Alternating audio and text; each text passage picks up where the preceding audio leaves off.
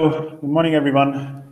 Welcome again to the Earth Engine India Users Community webinar series. This is the fourth one in our series of monthly seminars we've been having on last Saturday of every month. We have some exciting guest speakers today and talks. So they're going to tell us about some exciting stuff they've been doing. We have some exciting announcements from Google's Earth Engine team, and we have our skills to share segment where we have some linear regression material we'd like to share.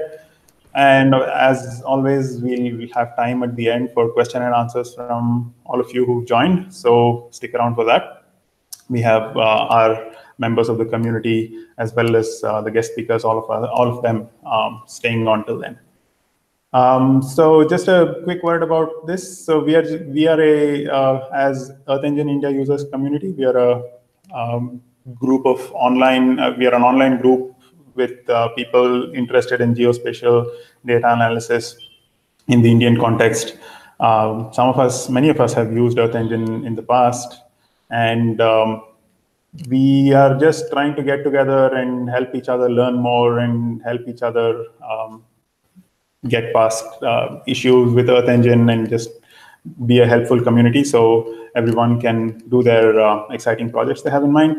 So this webinar is a part of that. We also, like I said, have a Google Groups, which all of you are welcome to join.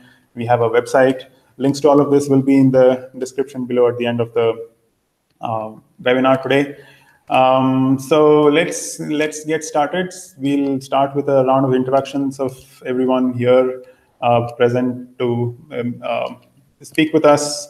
So we have Chintan, Devjaj, Craig, Guneet, Madhusudan, and myself, Pradeep. I'm Pradeep. I am an independent researcher based out of Bangalore, doing research projects in ecology and conservation science oriented stuff. Chintan? Oh, yeah, Devaja had some announcements to make. We'll do the introductions, and after a round of quick introductions, we'll come over to Devja's announcements. Okay. Good morning, everyone. So I'm Chintan, and I'm basically a programmer that does a lot of remote sensing analysis at the National Center for Biological Sciences, Bangalore, and my interest lies in natural hazards, ecology, and so on and so forth. Thanks for coming.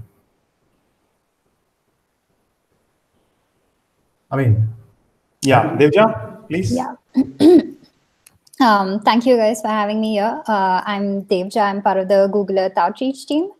And I've been part of the team for over a year and a half now, just leading some of the India-specific initiatives and programs.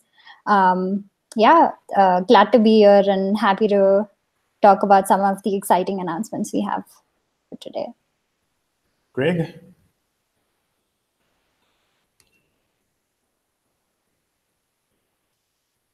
You're still muted, I think. Yeah, yep.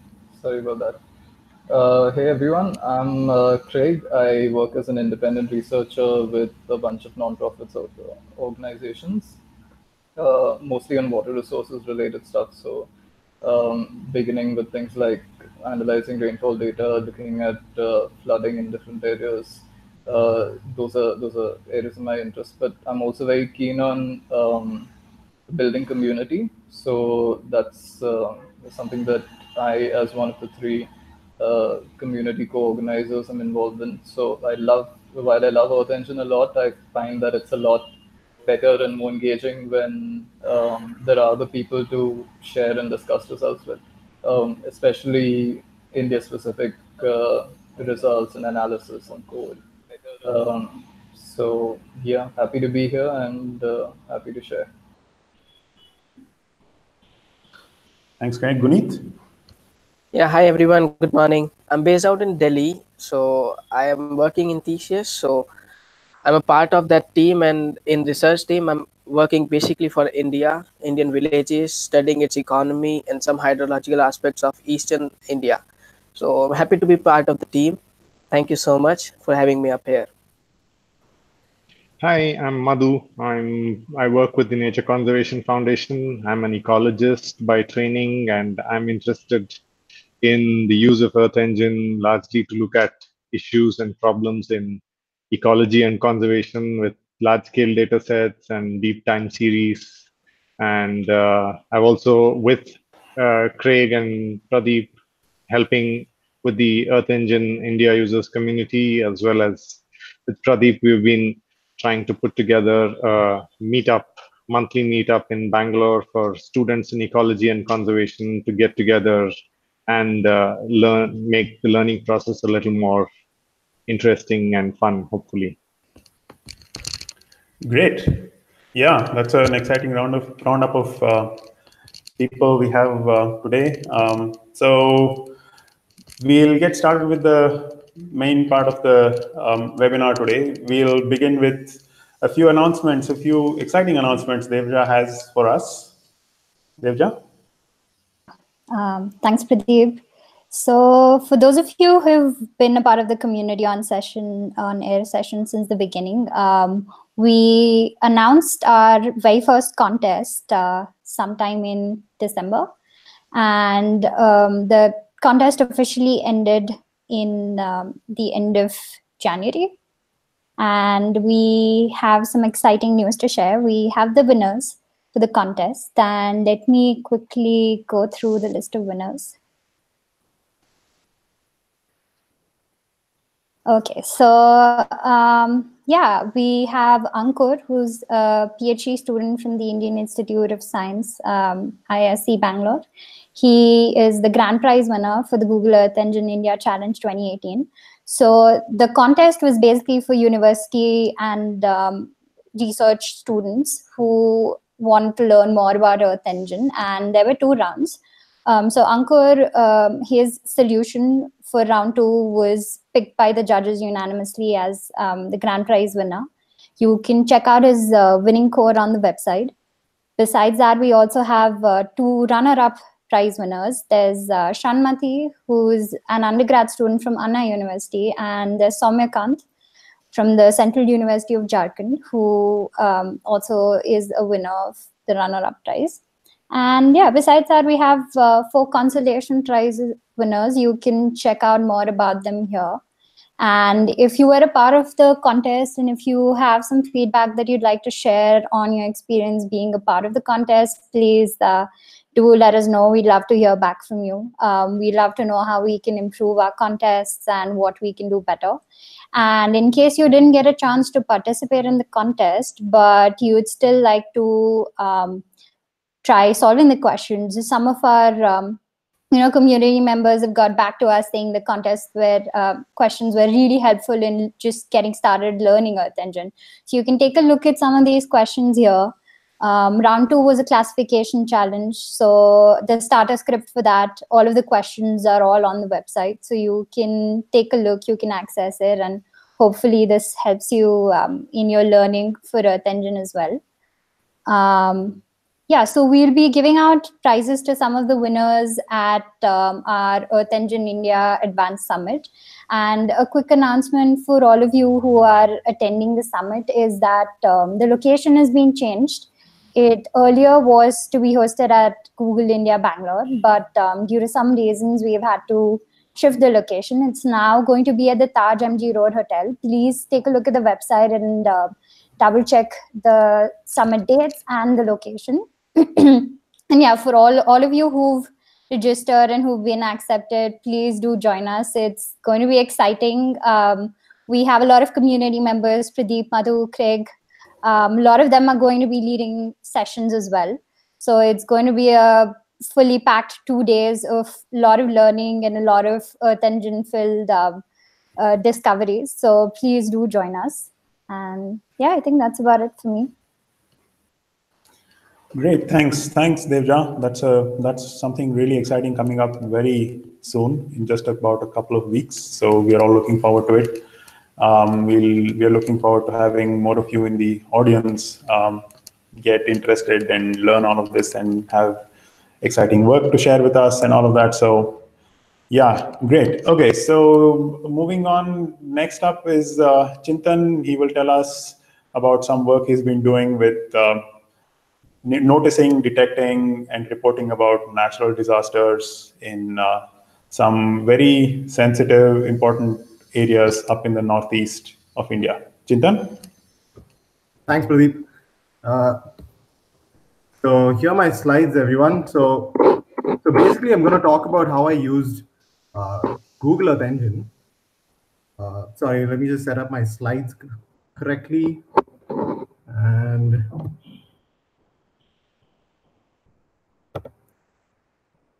here we go. Okay. Okay, so basically what I did was I used Google Earth Engine because of its vast repository of satellite images, radar images, spectral images. And if you notice this image, it's quite spectacular. It's like one of the vast lakes that are on the. Chintan, just a second. Your slides aren't showing up. Have you shared the screen? Oops. Thanks. Application window. Oh yeah. That good? Yep, great, thanks. Sorry, yeah. Okay, and oh yeah, so if you look at this first slide, we have this is a vast lake on the Yarlung Sangpo, and if you notice, it's like there are actually sand dunes all along this area in the center, and over here, as where I'm showing my pointer, and this entire region got flooded around 22nd August. But the story doesn't start there. I mean, in fact, there were a series of earthquakes in 2017, which created landslides. And then subsequently, there were floods in June 2018.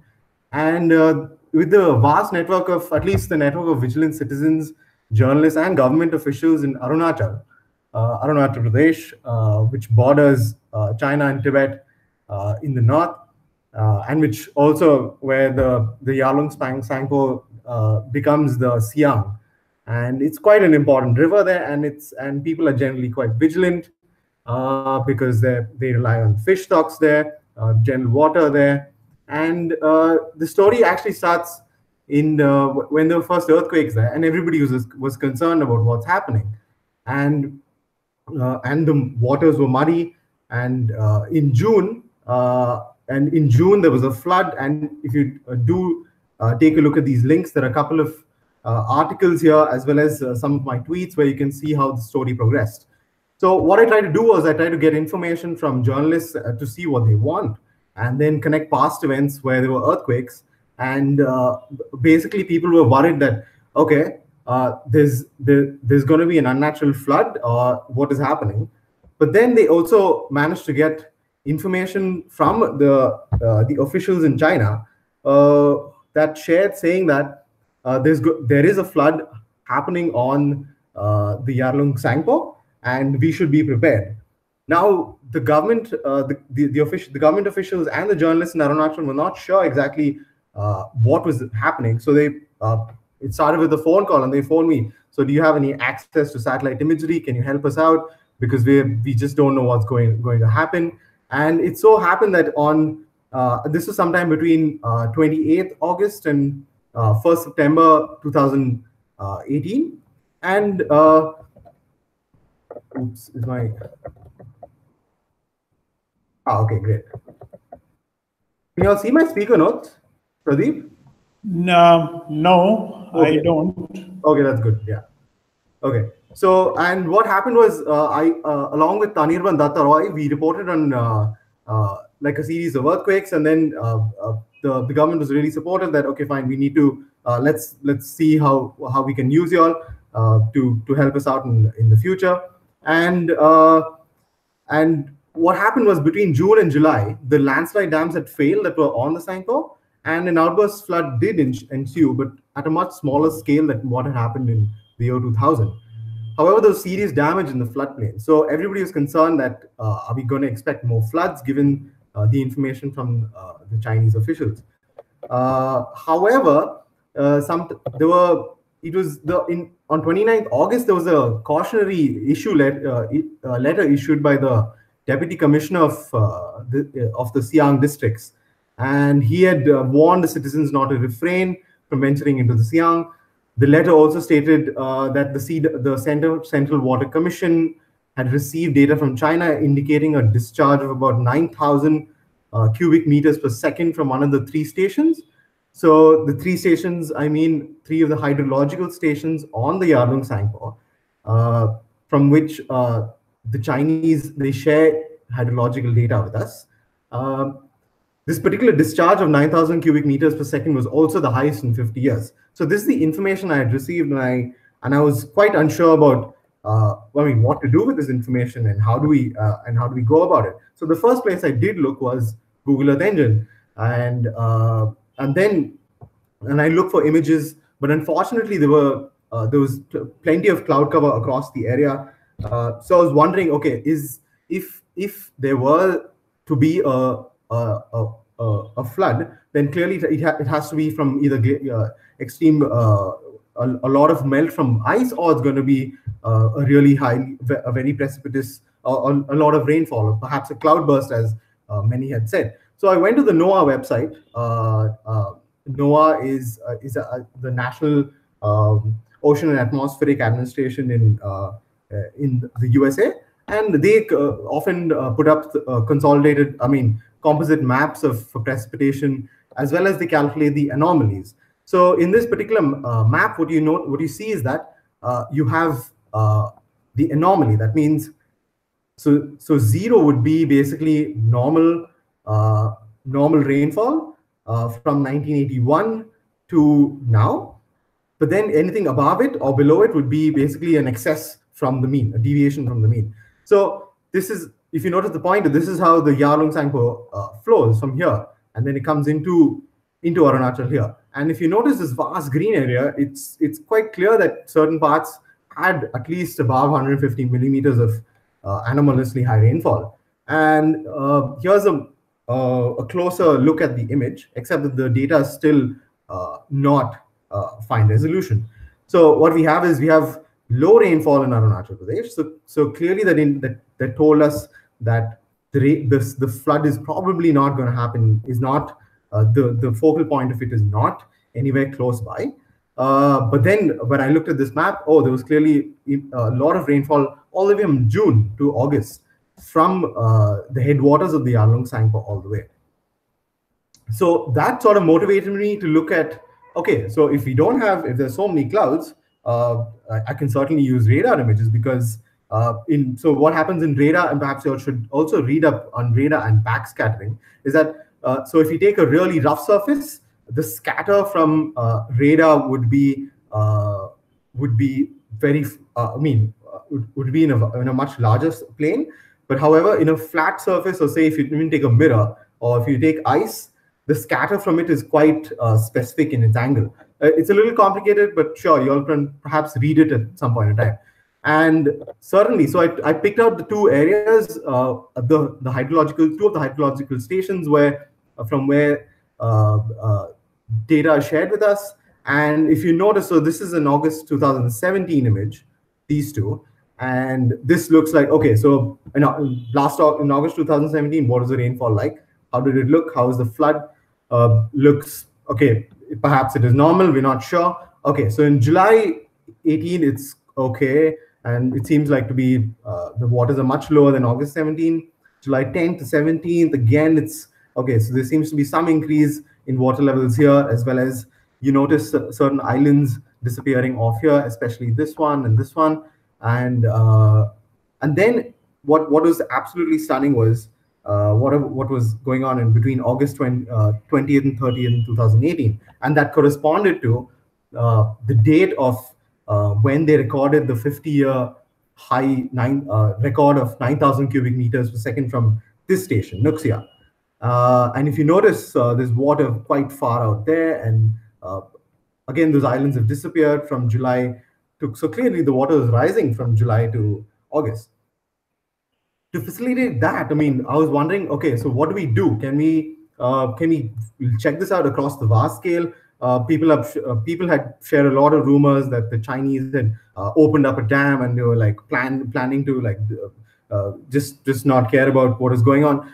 That there were valid concerns, because in 2000, when the flood did occur, the Chinese couldn't inform us for some particular reason, and we were left with 7 washed out bridges. So to prevent such an eventuality, and to prevent any kind of, so we thought we should get as much of information out there into the public.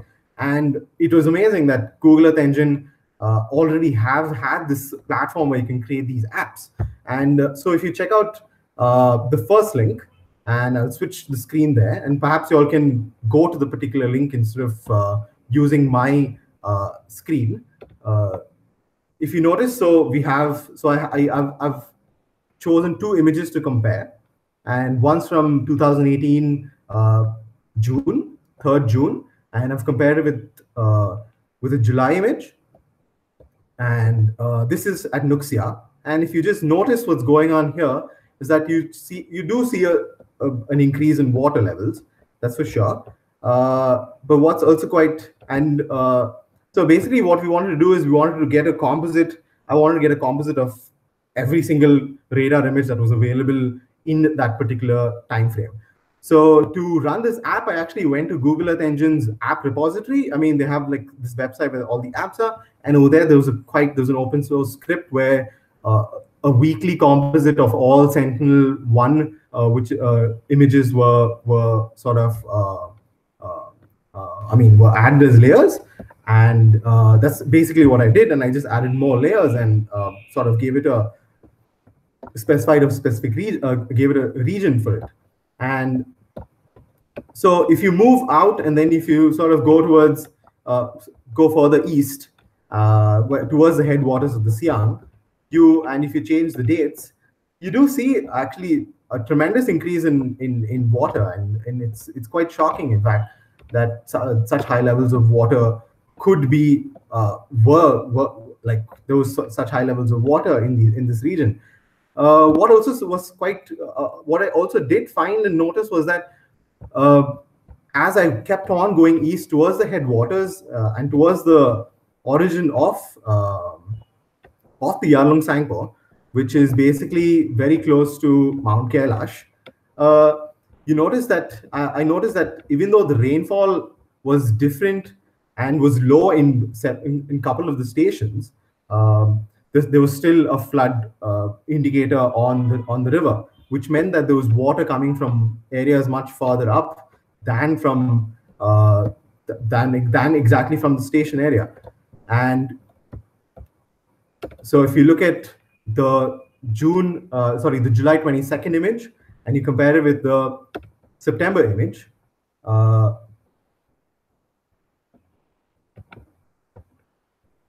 yeah. So what you do see is that the well, I'll have to. Oops. Oh yeah. Okay, it's not loading. Sorry about that. But yeah. So what you do see is that if you look at the headwaters as well as the upstream, you do see immense amount of precipitation as well as water flowing into the river from a much vaster region than just from the stations. So clearly the problem may not have been the release of dam waters at a specific river, and it was a much larger problem than we actually could fathom. And there was so much of precipitation that there was actually quite a bit of ice loss from some of these places. In fact, certain places did see actually accumulation of snow. So it was not exactly a simple thing for people to understand. So and we had to create this kind of app that could perhaps make people view that the scale of the problem was much vaster than what is I think under human control. If you'll even perhaps go to Arunachal Pradesh, and if you go to Pasighat, you will actually notice changes in the river. So if you look at, you can play around with this image as much as you with this app as much as you want. Let me know if you want the source code. It's quite simple. But if you notice that certain islands actually in Arunachal Pradesh actually were submerged post the flood, and it was quite shocking and quite dangerous. And but then at least we knew that there was a way to figure out what was the source and what was the problem, to at least not elevate tensions between two different countries, and perhaps even tell people that see, here we have climate change is an issue and we need to think about it and how it's going to affect us. If you want to read more, you can certainly go to the link on where Anirban Dattaroy and I wrote an article in the Arunachal Times, and where we write in more detail about rainfall anomalies and flooding. And yes, and do check out the app as much as you want. Yeah. Okay, thank you. I think that's about it, guys. Let me know if you have any questions.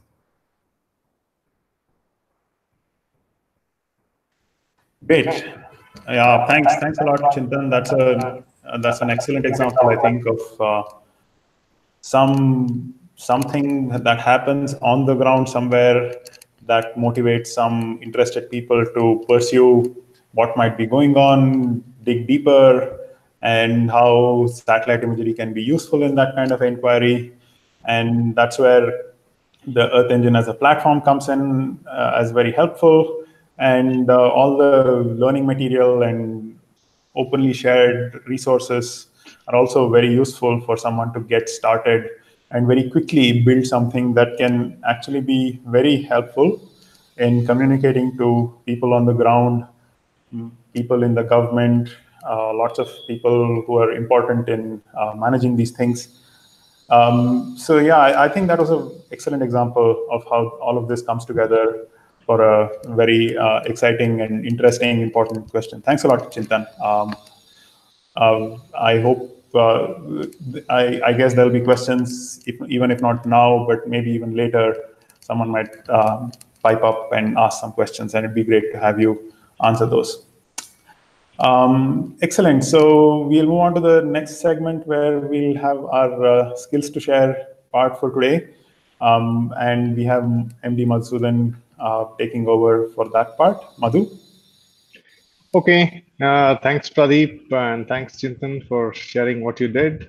We've been trying to run a slightly hands-on section where we try to share with our participants the opportunity to learn a few skills that they have either asked us or we think would be of value to them.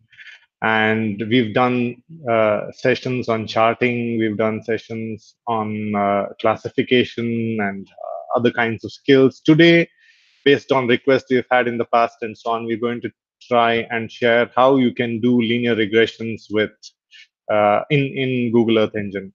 So I will share my screen and get to the presentation right away.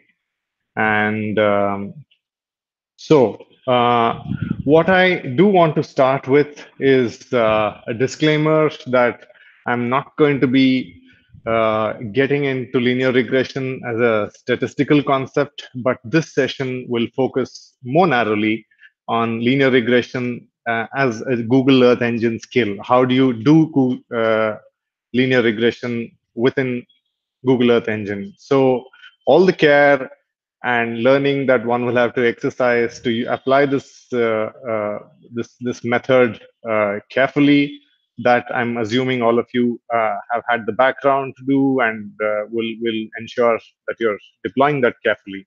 So to jump right in, a simple linear regression helps fit a linear statistical relationship between a response variable, also called a dependent variable, and a single predictor variable, which is also called the independent variable. So the form in which this is written is in the form of a linear equation where the predictor variable x is related to the response variable y through two parameters, one of which is the intercept, which essentially describes what the value of y would be when x is 0. And the second is a slope or a scale parameter, which says how does that change as x starts to change. So the kind of things that are amenable to do within the framework of linear regression in a platform like Google Earth Engine are, you may want to ask, how does biomass as indexed by EVI change with precipitation? Or for instance, is biomass affected in areas that are frequent fires, plant biomass affected in areas with frequent fires? So these are the kinds of simple linear regression kind of issues that you could tackle using Google Earth Engine. And what I have talked about is the simple linear regression, but this is also this approach is extensible when you have multiple predictors where you have x1, x2, and so on. You can still have the concept work as it does with the simple version, and that too is something that Earth Engine supports, but that's not an example we're going to get into today. So there are two contexts in which I want to talk about linear regression in Earth Engine. The first is a context where we are trying to ask and answer a question that is looking at relationships across space. So, for instance, if in an image, in a single image, we have two bands. Let's say one were a band that tracked vegetation, let's say EVI or NDVI, and another band in the same image tracked human presence or human settlement, let's say using night lights.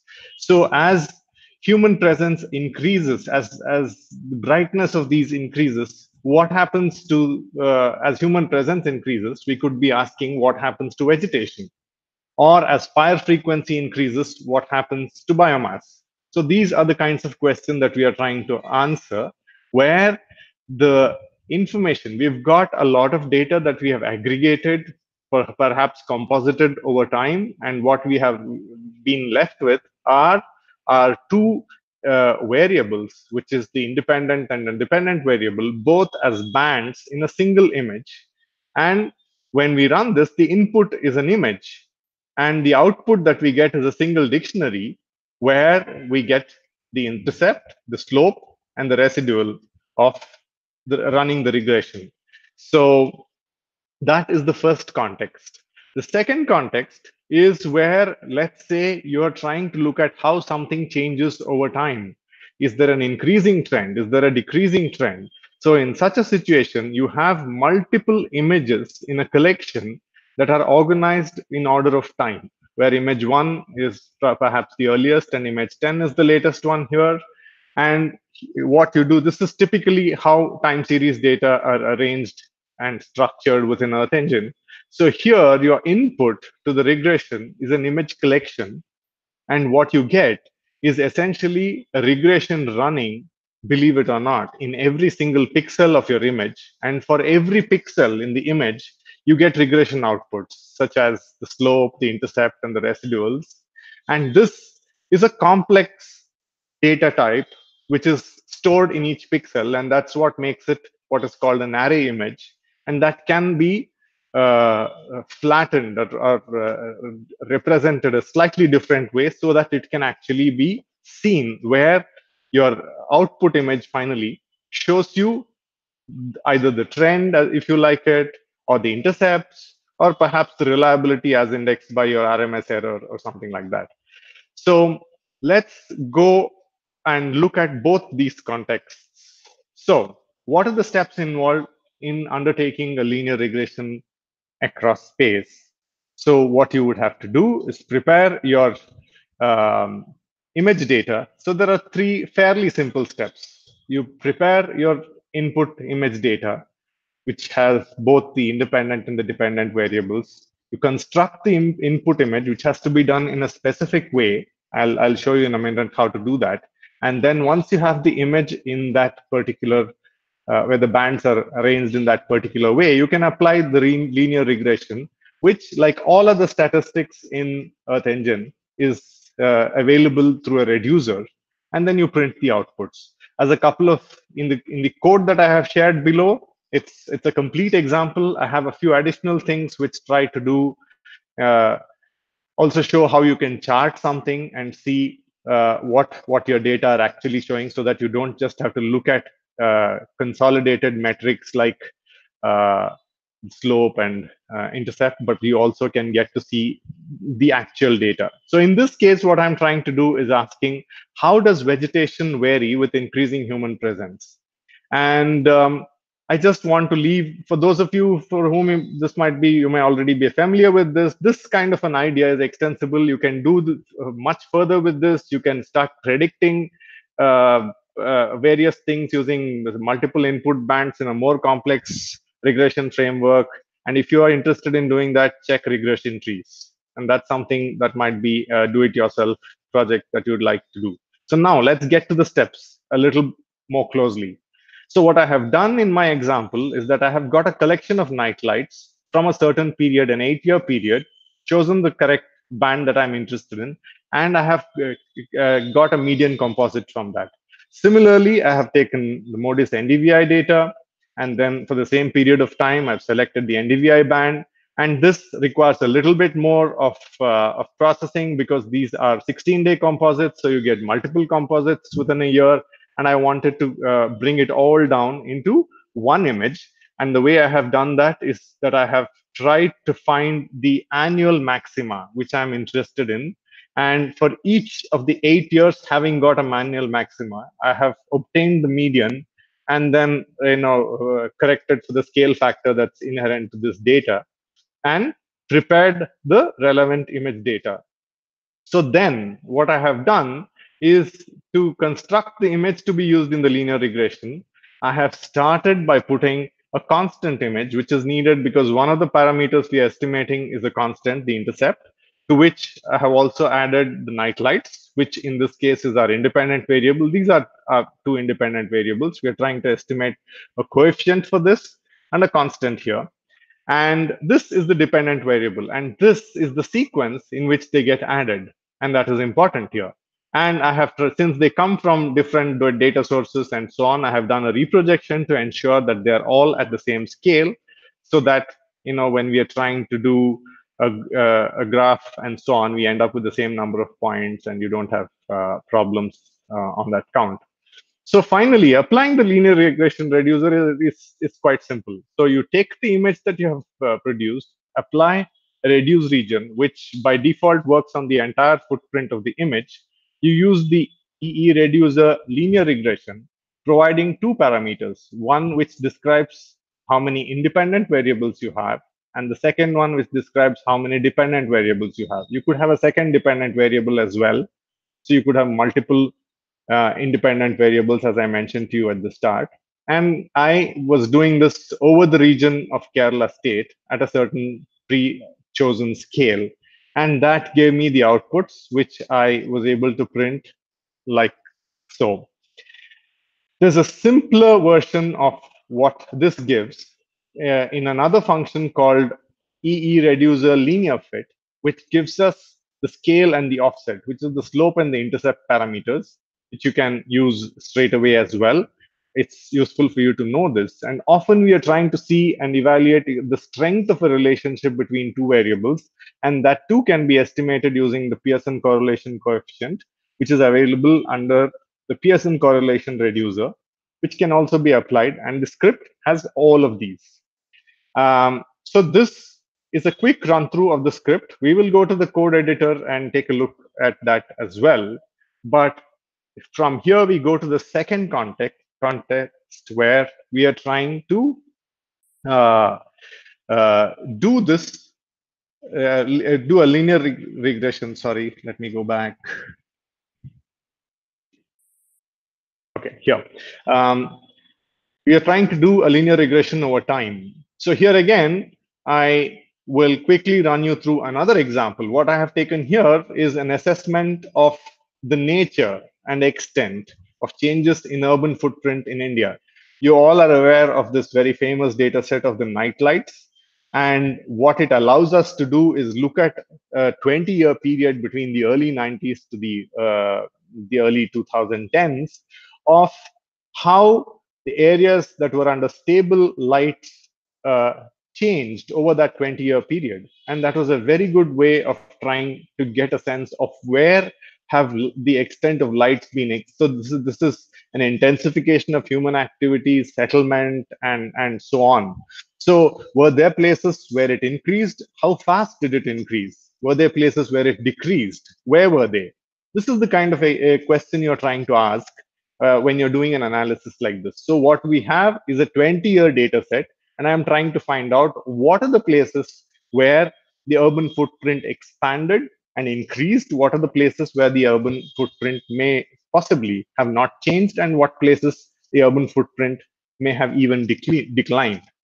So again, an aside for people who might be a little ahead of the pack right now is when you're trying to do linear regression in context like this with time series data, there are more, it's a very important starting point for time series analysis. So the example I have chosen is rather simple, but you could be looking at, for instance, how vegetation changes over time, where there is a seasonal component as well as a interannual component. And here you could look, there's an interesting example available where you can look at how linear regression is used to remove trend from a time series and then start looking at the harmonic or the cyclical components of the time series that you have. But coming back, so like I said, here what we're going to do is look at a 20-year time frame at years of where the nightlight values are available and see how they expand as or contract as time passes on. So here is what I have done again, got the night lights data set of stable lights. And this is the 22-year period that I have from 1992 to 2013. And for each year, I have mapped the function where the so there are for some years there are multiple data sets that are there. So I have ended up trying to get a mean of that for each year. And since the time stamps are important, this is a time series data set. I've also made sure I've copied the system time start property into the new image that we've got. And then this is a place where we've done something slightly different. So as you understand, in Earth Engine, you have images which have multiple bands, and you have image collections which have multiple images. So here, what we are doing is to this image collection, we are mapping a custom function that adds a time band. We take the timestamp and add it as a separate band to each image. We also add a constant band because these are our two independent variables, and we need to create bands which have these values within them in each image. And each image in the collection represents a different point in time. And then we select the bands in the same sequence of independent variables first and then the dependent variable. So that's what we have done here. And the third step is we apply the linear regression reducer, which, as I showed you earlier, is actually very simple. Here you take the entire time series data set and you reduce it using the linear regression reducer, where you have two independent variables and one dependent variable. And what you get is an image that is an array. So each pixel of the image that you get contains the parameter estimates for the two coefficients, the intercept and the slope, as well as details of the residual. And these are things that are not straight away visualizable like float or integral data held in pixels. So this is actually an array that is held in a pixel. So one needs to flatten this array. And there are two kinds of components within the array image, one of which is the coefficients. And if you're interested in the residuals, you can get that too. But I was interested in the coefficients. So I've got that, the slope and the intercept. And I have flattened this using an array flatten because it's a complex structure that is not visualizable as it is, but once it is flattened, it can be visualized. And I've clipped it to the boundaries of India to see where urban footprint has changed within India's boundaries. So these are some visualization parameters. What I get are how nightlights have changed over time. So this is the slope parameter, this is the intercept. So I have just put them in the red, green, and blue bands and I'm visualizing them with these parameters on a map, which we will see in a moment. So that is basically, besides this, in my code, which is available here, you also have you can look at a graph. I have taken two areas which have very different kind of patterns with the change in urban footprint. So with this, let's head straight to the code. So first off, we have I have already introduced you to the code, so I'm not going to dwell too much on this. This is the place where we are putting the two data sets together. This is the first one of linear regression across space, where we looked at an 8-year data set of nightlights and NDVI.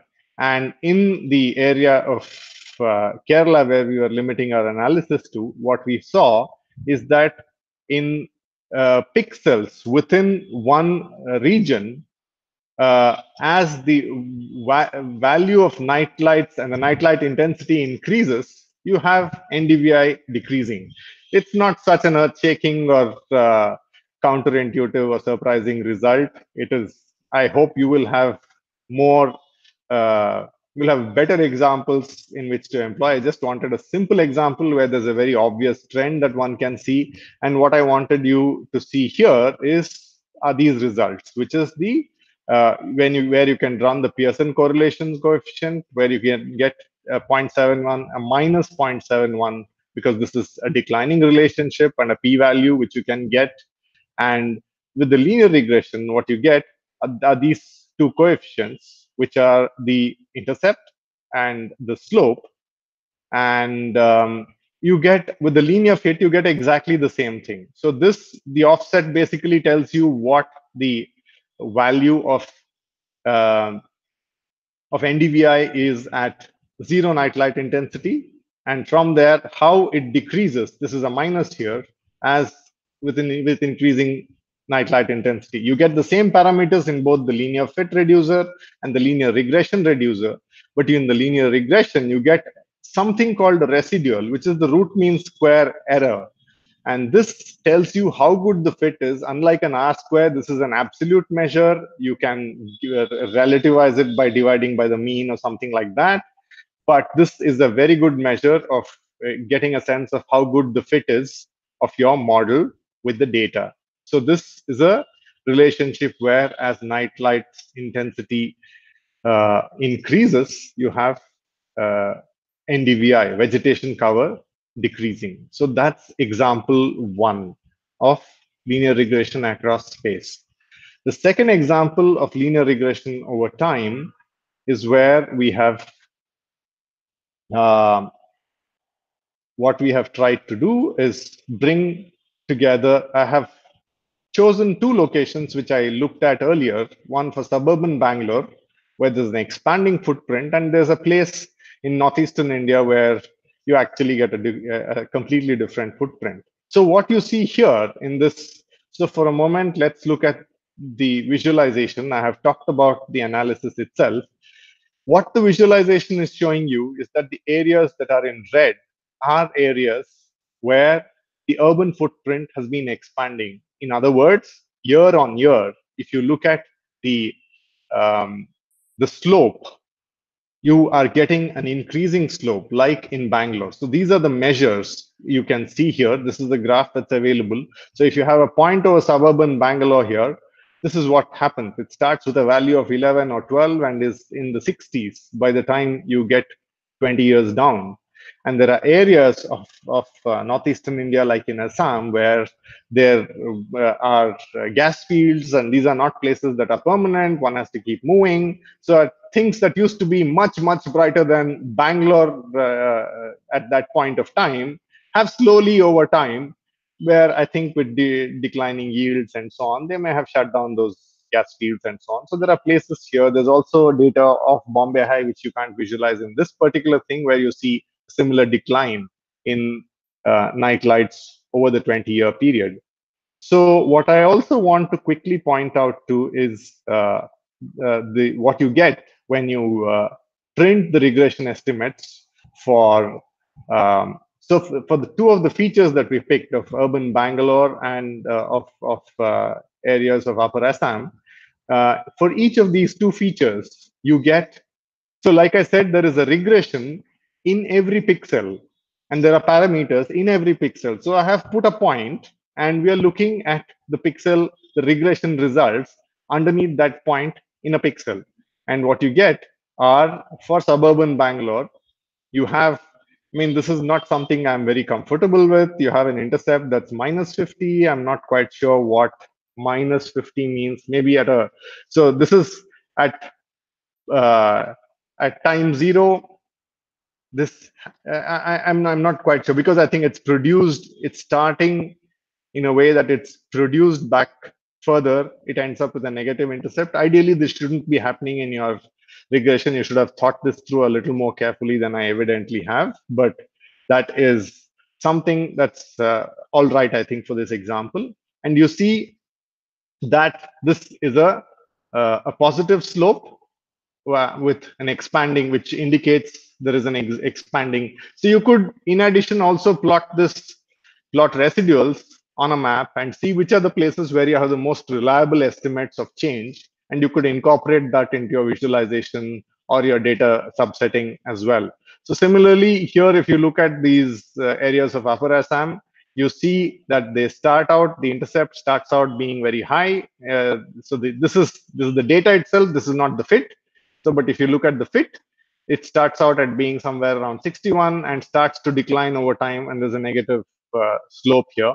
And these are, again, estimates you can get for each of these, because there is, what this is showing you, this fancy image is showing you, is where there have been urban expansions, where have there been night lights which have been stable, and where have there been declines over this 20-year period.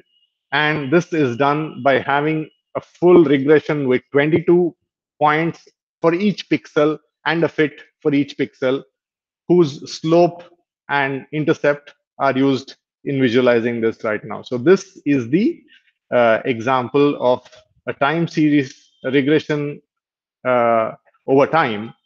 I'm going to now stop and wrap up. I think I have taken my share of time, and I'd be happy to take any questions after this. Thank you. Great, excellent. Thanks a lot, Madhu. That was really nice. A very, very good example of how powerful statistical techniques can be applied at really fine scales across large spatial areas or over deep time series and so on. That illustrates very well some of the fundamental advantages and power of Earth Engine as a computation tool. Thanks a lot. So that's the roundup of the showcase and skill sharing we had. So it's time now for taking questions. So all of you, whatever questions you have out there in the audience, just fire them away, and we'll have people here pick them up as they feel comfortable. So I'm looking at some of the questions come up here. So Chintan, there are a couple of questions for you. Would you like to take them on? Yes. So how steep was the learning curve for the EE app I made? So to start off with, there was already a template on the Earth Engine apps webpage.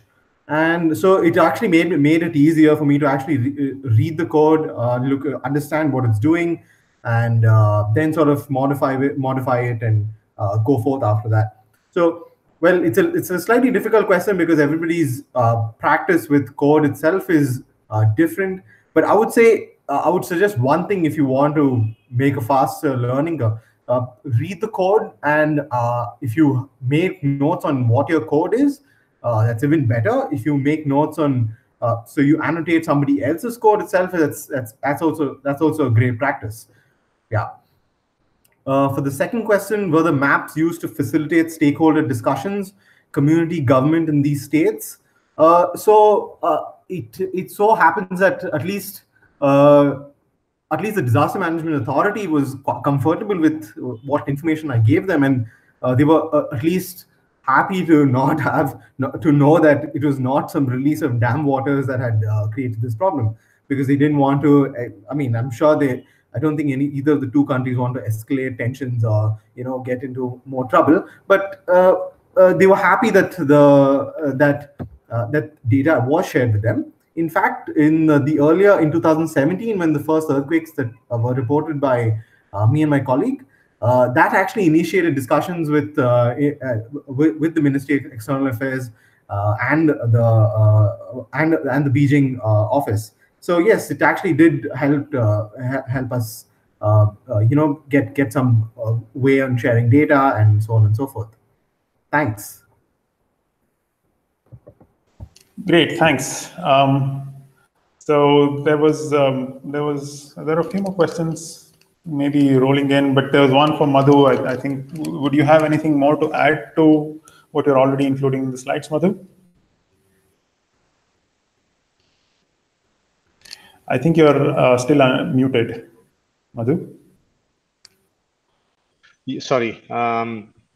I was going to say that this is not a very easy or intuitive way of visualizing, and that's something that you should look at and understand more carefully. So broadly, the way it is set up, red is increasing. The way I have set up my visualization parameters, blue is declining, and black is for areas of low intensity that remain low, and green is for areas of higher starting intensity that remain stable.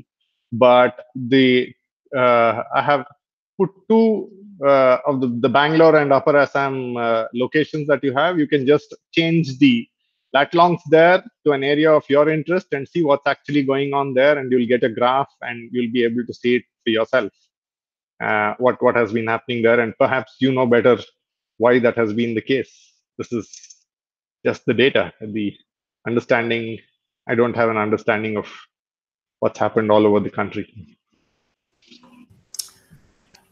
Yeah, great. I had a simple extension question to the regression part. I've noticed that there is among the family of reducers available for regression, there's also the robust linear regression. So Yeah. we have so just to for the benefit of all of us. So there's linear fit, there's linear regression, and there is robust linear regression.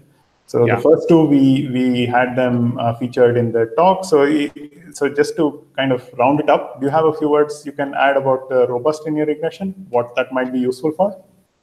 Not too much. In many situations, you may end up in with a data set which where the outliers, extreme values, extreme low or extreme high values, can change the shape of a relationship that a linear regressor is modeling. So to remove the effect of a few extreme valued points that can skew the relationship, you have something called a robust regression, and that is certainly a better way. So there are ways of finding out if and when you might need a robust regression, and there is some of the documentation talks about that, and there's a very good example in the user guide that tries to do both and show what the difference is. That's with the robust regression. I also want to mention one more thing. There's a non-parametric measure called the sense slope, which also does something very similar, which is a very different. It takes the pairwise slopes of the entire time series and gives you the median of all those pairwise slopes. So where there are monotonic trends, that's also something that is a very robust metric that gives you trends. So these are two other reducers that one can certainly keep in mind if one is interested in the regression kind of family of reducers.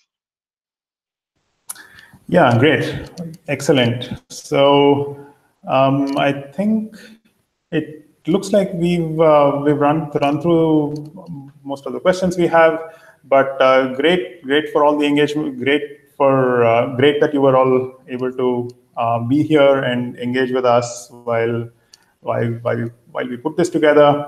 So we are coming close to end of time for now. But just as a couple of reminders, we have a form where anyone can go in, any one of you in the audience or in the community can go in there and suggest topics for future sessions. We'll try and put them together, or maybe if one of you is good at it, you could reach out to us and we'll have you come and join us and do this for all of us. So please take a look at that form, and if anything strikes you as topics of interest, please go ahead and fill that. Let us know. Otherwise, just another reminder that the slides for this entire presentation will be available for anyone to access and view. So, and the link for that will be available in the description at the end of the webinar once it posts. So thanks all of you, Chintan, Devja, Craig, Guneet, Madhu, for being here and helping out with this webinar and sharing with us everything that you've put together, and all of you in the audience.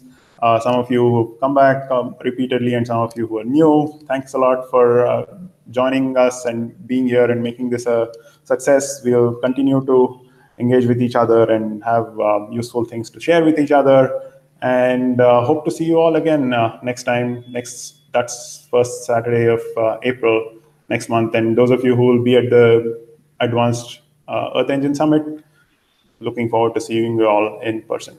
Thanks a lot. Bye, guys. Bye. Bye.